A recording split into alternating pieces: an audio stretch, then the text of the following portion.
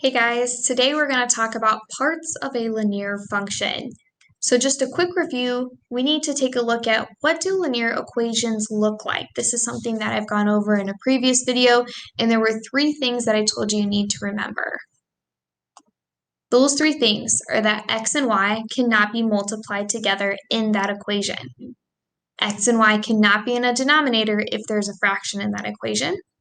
X and y cannot have any exponents greater than 1. So again, those were in a past video and notes that we did, and here they are again, just as a reminder, we don't want to forget, we're going to continue to use this knowledge. Some new vocab for you today is y-intercept and slope. So the y-intercept is where the function is going to touch the y-axis on a graph. It's going to intersect with the y-axis at that point. So we would just write down, okay, I see on the y-axis, it's this point right here at 3 that it touches, so 3 is the y-intercept. The second vocab word for you today is slope. What this is referring to, the basics of it, is it's either the incline or the decline of a graph. So think about how if you're going up a hill, you're going up the incline, or down the hill, you're declining. And this is also represented by just a number. Y-intercept form is something that you're going to hear me talk about a lot in class. So y-intercept form is y equals mx plus b. We have an awful lot of variables, but we will end up replacing a couple of them. So again, we're going to have variables x and y in our equations, just like we saw earlier when we talked about linear equations. But m and b have special places. B is the y-intercept value, and m represents the slope value. So once you have the y-intercept and the slope of a function, you can plug those into those specific spots.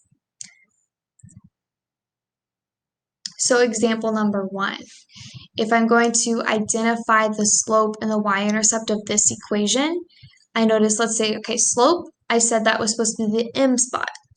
Y-intercept form is y equals mx plus b. Okay, so I know that slope should occur right before the x. So if I take a look on here, -4 is occurring right before x. So I would say -4 is the slope. And then I know that y-intercept is represented by the letter b. Y equals mx plus b. So I know that that should be the last piece, if there is a last piece. So +1. So I would write +1 is my y-intercept. So that is for example 1. You're just identifying these pieces from the y-intercept form. It's super important that you just continue to remind yourself y equals mx plus b. Example number 2. Again, we're given an equation and we need to find the slope and the y-intercept. So on this one, y equals mx plus b. So again, slope is m comes before x. So I would say the slope of this function is 1/2. It doesn't always have to be a whole number. It can be a fraction, sometimes negative, sometimes positive. You could even see decimals. Second thing, identify the y-intercepts. So y equals mx plus b. B is the intercept, which is at the end. In this case, I do not want to write down just 9, but this is a minus sign. So my y-intercept is actually going to be at -9. Okay, so if it was a +9, then it would be at the positive side of the y-axis.